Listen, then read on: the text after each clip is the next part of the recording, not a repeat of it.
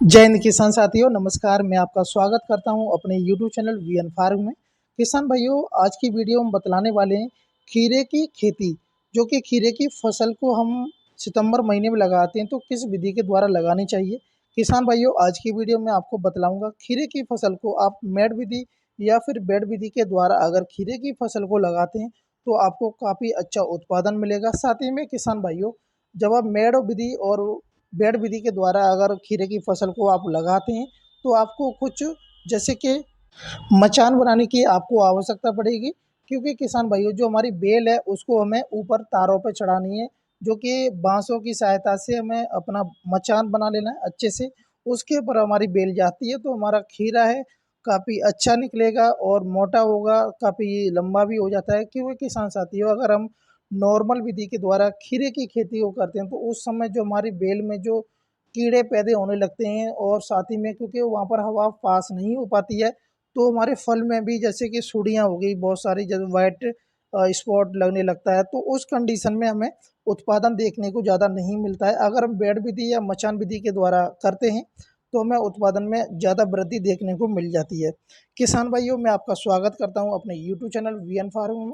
किसान भाइयों, अगर हमारे चैनल पर पहली बार आप विजिट कर रहे हैं, चैनल को सब्सक्राइब कर लें और घंटी वाले बटन को जरूर दबा लें, जिससे कि वीडियो के नोटिफिकेशन आपको सबसे पहले वीडियो देखने के लिए मिल जाएगा। सबसे पहले किसान भाइयों, मैं आपसे निवेदन करना चाहूँगा, अगर आपको खीरे की अगर खेती करनी है तो पूरा वीडियो देखें, जिससे कि आपको फुल इन्फॉर्मेशन इस वीडियो के माध्यम से मिल जाएगी। मिट्टी की बात करें किसान भाइयों, वैसे तो हम सभी प्रकार की मिट्टी में खीरे की फसल की बुवाई कर सकते हैं। अगर हमें अच्छा उत्पादन लेना है तो दोमट मिट्टी सबसे बेस्ट होती है, वहीं पर भारी मिट्टी और रेतीली मिट्टी काफ़ी अनुकूल मानी जाती है। साथ ही में अपनी सॉइल की एल्कलाइन की बात करें किसान भाइयों, तो आपकी जो खेत में बुवाई करेंगे उस खेत में जो मिट्टी है उसका एल्कलाइन जो 6 से 7 के बीच में होना चाहिए। अगर उससे ऊपर जा रहा है तो आप जिप्सम का प्रयोग कर सकते हैं बुवाई करते समय।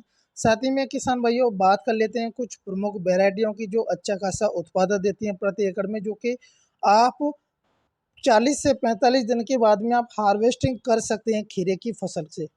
जैसे कि किसान भाइयों, पंजाब खीरा आता है, आप इस जो उत्पादन की बात करें तो 70 से 75 कुंटल पैदावार निकल आती है प्रति एकड़ से। और हार्वेस्टिंग की बात करें तो 40 से 50 दिन के अंतराल में आप हार्वेस्टिंग कर सकते हैं। दूसरी वैरायटी आती है किसान भाइयों, पंजाब नवीन 2008, जो कि किसान भाइयों ये उत्पादन की बात करेंगे तो 70 से 75 कुंटल ये उत्पादन दे देती है और 60 से 65 दिनों के बाद में आप हार्वेस्टिंग करना शुरू कर सकते हैं। वहीं पर किसान भाइयों, पूसा जो एग्रीकल्चर यूनिवर्सिटी है वहाँ से दो वैरायटियों का अच्छा खासा चयन किया गया है, जो कि अच्छा फल निकलता है और उत्पादन भी काफ़ी अच्छा खासा निकलता है। तो उत्पादन की बात करें पूसा उदय की, जो कि आप 50 से 55 दिनों के अंतराल में हार्वेस्टिंग कर सकते हैं और उत्पादन कम से कम 80 कुंटल प्रति एकड़ निकल आता है। पूसा ने जो दूसरी वैरायटी बनाई है जो कि वर्खा नाम से आती है, इसकी जो हार्वेस्टिंग की बात करें तो 45 से 50 दिन के बाद में आप हार्वेस्टिंग शुरू कर सकते हैं। वहीं पर उत्पादन की बात करें तो 80 से 85 प्रति एकड़ की दर से उत्पादन निकल आता है कुंटल के अकॉर्ड। साथ ही में किसान भाइयों, बेड की विधि के द्वारा अगर बुवाई करना चाहते हैं तो बेड की जो आपको किसान भाइयों चौड़ाई रखनी है, आप अगर सिंगल लाइन में अगर बुवाई करना चाहते हैं तो आप 2 फीट रख सकते हैं। अगर आप मेड़ की बात करें तो कम से कम जो मेड़ की चौड़ाई 1 फीट होना चाहिए, जिससे कि आपके जो डंडे गाड़ेंगे, जो कि बांस के जो आप बम्बू गाड़ेंगे, जो मचान बनाएंगे तो उसमें आसानी आपको रहेगी। किसान भाइयों, बेड से बेड की बात करें डिस्टेंस की, दूरी की, तो आप 60 सेंटीमीटर रख सकते हैं किसान भाइयों। और बीज की जब बुवाई करेंगे आप तो गहराई 2 से 3 सेंटीमीटर गहरा जाना चाहिए। बुवाई करते समय किसान भाइयों, अगर आपकी फसल में खेत में जैसे कि दीमक की समस्या रहती है तो उस समय आप फ्लोरेनिल का स्प्रे कर सकते हैं बुवाई करने से पहले। और अपने बीज को थीरम या कार्बेंडाजिम ले सकते हैं या फिर नीम ऑयल से उपचारित कर लेना है, और या फिर गोमूत्र से भी आप उपचारित कर सकते हैं। उसके बाद आप बुवाई कर सकते हैं। प्रति एकड़ बीज की बात करें प्रति एकड़ में तो किसान भाइयों 1 किलोग्राम आपको सीड की आवश्यकता पड़ती है जब आप बेड विधि या मचान विधि के द्वारा आप बुवाई करते हैं उस कंडीशन में। अगर आप नॉर्मली छिड़काव विधि के द्वारा करते हैं तो आपको 1 से 1.5 किलोग्राम आपको बीज की आवश्यकता पड़ जाती है। जी, मैं किसान भाइयों बात कर लेते हैं। अब अगर हम बुवाई करते हैं उससे पहले हमें खेत किस तरीके से तैयार करना है। तो अगर हमने जैसे कि अन्य फसलें की हैं, जैसे धान की खेती की है और सब्जी वर्गीय फसलें लगाई हैं, तो सबसे पहले खेत में हमें पलेवा कर लेना है। उसके 5 से 6 दिन के बाद में उसमें हैलो की जुताई करानी है 1 से 2 बार में, जिससे कि जो उसमें खरपतवार वो नष्ट हो जाएगा। फिर उसके बाद में किसान भाइयों अगर आपके पास में गोबर की खाद अवेलेबल है, गोबर की खाद 1.5 साल पुरानी होनी चाहिए, 1 से 2 ट्रॉली प्रति एकड़ की दर से आप डाल दें। उसके बाद में किसान भाइयों कल्टीवेटर की सहायता से आपको 2 बार जुताई करा देनी है, या फिर उसके एक जुताई कराने के बाद रोटावेटर चलवा सकते हैं, जिससे कि जो मिट्टी है भुरभुरी बन जाती है। और जो आप बेड बनवाएंगे या तो फिर लेबर की सहायता से बेड बनवा सकते हैं, या बेड मेकर आता है, बेड राइजर से की सहायता से आप बेड बनवा सकते हैं। और खाद प्रबंधन की बात करें किसान भाइयों, तो यूरिया 90 किलोग्राम आपको आवश्यकता पड़ेगी। वहीं पर सिंगल सुपर फास्फेट 100 किलोग्राम ले सकते हैं, और मेर ऑफ पोटास यानी कि जो एमओपी आती है 35 किलोग्राम की आपको प्रति एकड़ में आवश्यकता पड़ती है। पोषक तत्व जैसे कि नाइट्रोजन 40% प्लस फॉस्फोरस 20% आता है, और पोटास 20%, जो कि आपके जो खीरे की फसल में जो एक खाने की खीरे की जो फसल है, एक तरीके से जो बेल है उसको खाना मिलेगा जो नाइट्रोजन, फास्फोरस और पोटास से।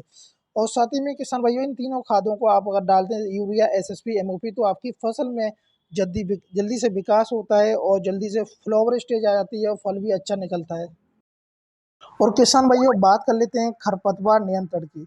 तो किसान भाइयों अगर आप निराई गुड़ाई या फिर आपने मल्ची पेपर लगा दिया बेड पर, तो आपको खरपतवार से कोई झंझट नहीं है। अगर आपने मल्ची पेपर नहीं लगाया है, तो आपको निराई गुड़ाई से द्वारा आप खरपतवार निकाल सकते हैं, या फिर आप रासायनिक दवाई का स्प्रे कर सकते हैं, जो ग्लाई फोसोट आता है, जो कि 1.6 लीटर को आपको 150 लीटर में आप पानी में घोल बना करके अपने खेत में स्प्रे कर देना है।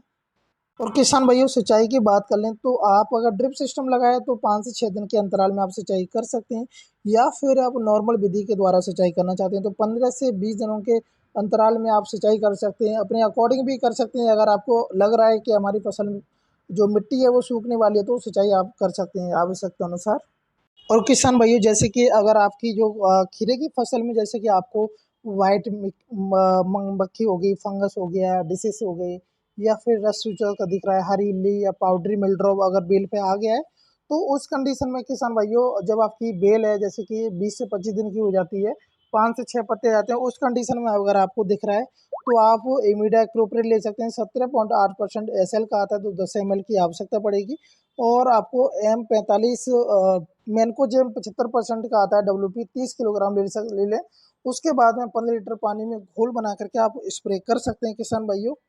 आपको कम से कम 8 से 10 दिन के बाद में रिजल्ट देखने को मिल जाएगा। अगर आपको लग रहा है कि अभी इसमें जो रोग हैं वो दिख रहे हैं, तो दूसरी स्प्रे कर सकते हैं, या फिर यूपी एलेंसर गोल्ड आती है 35 ग्राम आप ले लें। और सिजेंटा कंपनी की क्वाटिस आती है 40 ml ले लेना है आपको। 45 से 30 दिन की जब आपकी फसल होती है, तो 45 से 50 दिन की उसके अंतराल में आप स्प्रे कर सकते हैं सेकंड, तो आपकी फसल में जितने भी रोग हैं वो खत्म हो जाएंगे। किसान भाई उत्पादन की बात करेंगे, तो आप इन वेराइटियों को लगाते हैं तो अच्छा खासा आपको उत्पादन देखने को मिल जाएगा। और किसान भाइयों अगर आपको हमारी वीडियो अच्छी लगी तो वीडियो को लाइक कर दें और शेयर कर दें। अगर चैनल पर पहली बार विजिट कर रहे हैं तो चैनल को सब्सक्राइब करें और घंटी वाले बटन को जरूर दबा दें, जिससे कि वीडियो का नोटिफिकेशन आपको सबसे पहले मिल जाएगा। साथ ही में किसान भाइयों अगर आपका कोई सा भी सवाल है तो हमें कमेंट करके पूछ सकते हैं, खेती बाड़ी से जुड़ा हुआ सवाल। जय हिंद, जय भारत, जय किसान।